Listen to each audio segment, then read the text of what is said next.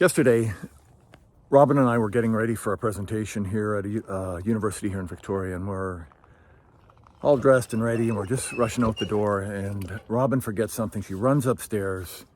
She comes back to the top of the stairs, and she's wearing, sort of her fancier shoes that she might not normally wear around the house.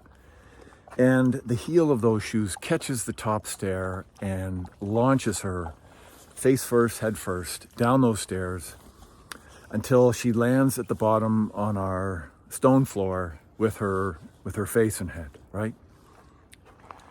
I was at the bottom of the stairs and saw it, heard it. It was ugly and certainly not a wonderful start to the day. So we get Robin gathered. She's sitting down, bleeding, but composed. And the next question, what are we going to do here? Robin says, well, let's try. Let's go and see how I feel. So welcome to life with, you think I'm stubborn. I was not about to battle with that. So we drive to the university. I present first. Robin spends some time outside while I'm presenting. She gathers herself, composes herself, and she presents for the second half. At the end of the presentation, we decide, look, let's go to a drive-in clinic, walk-in clinic. We go in. The doctor is absolutely fantastic. He introduces himself as Dr. So-and-so, but call me, and tells us his first name. Good start to the meeting. So he just shows up beautifully. Like he is so respectful of Robin throughout the whole assessment. At the end, he says, look, you've, sort of cleared everything here, but if it were me, I would want you to have, to get a scan, get a CT scan. Let's just make sure there's no internal bleeding and just to be safe. No problem. So we go to the hospital. She's rushed to the front of the line because it's kind of important, I'm assuming. And we're in and out of there in no time. The scan comes back clean, absolutely nothing wrong. We go home, and now begins the process of, okay, I guess, as to the doctor's recommendation, you could probably manage the flight, but 2 days of presenting in Calgary, which is where we were supposed to be, we're flying today, would not be my recommendation. It may delay and exacerbate the injury, delay healing. So we decide to stay home. I get on the phone, start calling everybody. I call our client. She's wonderful. Her main concern, how's Robin? We phone all the meetings that we have. No problem. How's Robin? Everybody's super gracious, right? Phone the hotel. Not great. They give us 50% refund because it's not their policy. And I had to send a letter from the doctor. I then get on the phone, last call of the day, with WestJet. And so we're trying to cancel our flights. And it's less than 24 hours. So I'm thinking, this isn't going to go great. So I tell the woman what's happened. First question.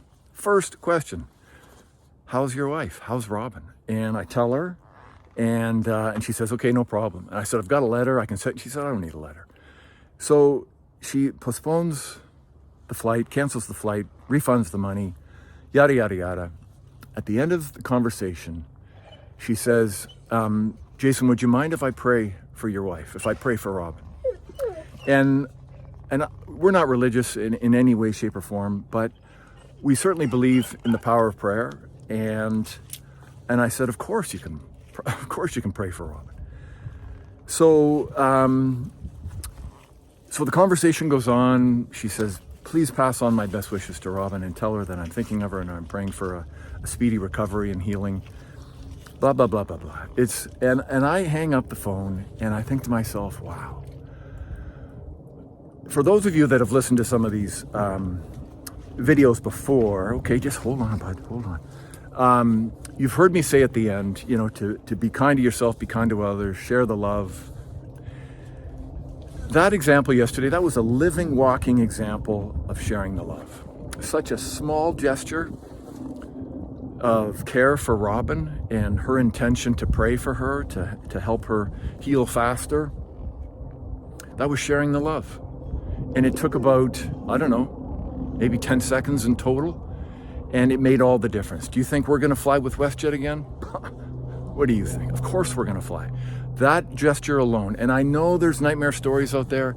I know other people have had, some not so great experiences, but that experience cleans the slate.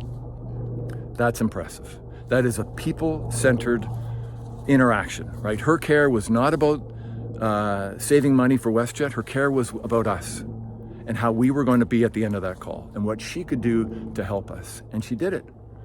And what that's going to do, I've just told now, I don't know, a few people, and it's going to go a long way. So if you're a business owner, if you're an entrepreneur, if you're a leader, what have you, people-centered strategies, that's the way to go, right? And it'll always come back and serve you. It's, if you're going to nickel and dime and try to save a penny here, a penny there, it's always going to come back and bite you in the ass. But when you focus on people first, your customers, your clients, it's just always a win-win. So anyhow, your mindset matters. That is a clear strategy that can be implemented in a heartbeat. So, and the outcome of that is always invariably positive. So share the love. It's Valentine's tomorrow. Got my red on. Get out there and make some loving gestures. Change someone's day for the better, and do what we're meant to do on this planet. And that is care for one another, be kind to one another, and love one another. Okay? See you next time, everybody.